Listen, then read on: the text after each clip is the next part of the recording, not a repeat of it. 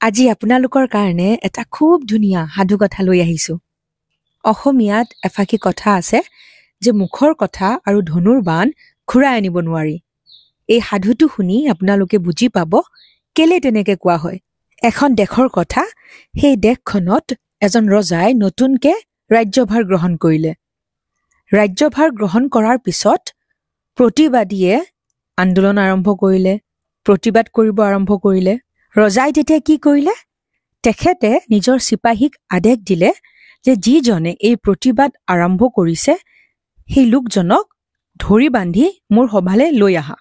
ৰাজসভাত যেতিয়া সেই লোকজন দোষী বুলি প্ৰমাণিত হ'ল, তেতিয়া ৰজাই নিজৰ চিপাহীক সেই লোকজনক ফাঁচি দিবলৈ আদেশ দিলে।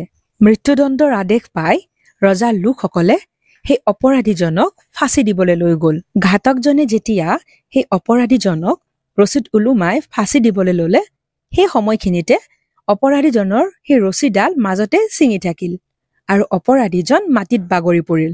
প্ৰাচীন কালত অপৰাধীক মৃত্যুদণ্ড দিয়াৰ সময়ত যদি কেনেবাকে ৰছীডাল ছিঙি যায়, তেতিয়াহ'লে সেয়া ভগৱানৰ এক চমৎকাৰ বুলি গণ্য কৰা হৈছিল আৰু অপৰাধীক মুক্ত কৰি দিয়া হৈছিল।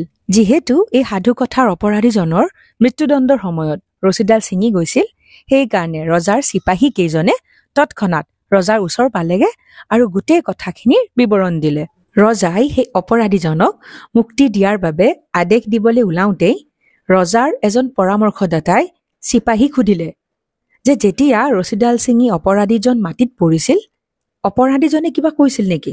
আৰু তেতিয়া সেই চিপাহীজনে হয় ভৰ দি ক'লে যে অপৰাধীজন যেতিয়া মাটিত বাগৰি পৰিছিল, সি কৈছিল যে ৰজাই এডাল ভাল ৰছী বনাব নোৱাৰে, তেতিয়াহ'লে ৰাজ্য কি চলাব? সেই কথা শুনি ৰজাৰ খুব খং উঠিল।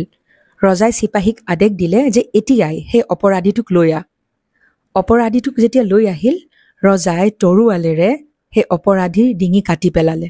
ইতিমধ্যে আপোনালোকে বুজি উঠিছে নিশ্চয়, ৰছীডাল ছিঙি যোৱাৰ পিছত যদি অপৰাধীজন মনে মনে থাকিলহেঁতেন, তেতিয়াহ'লে মৃত্যু মুখত নপৰিলেহেঁতেন। এই কাহিনীটোৰ পৰা আমি কি বুজিলো?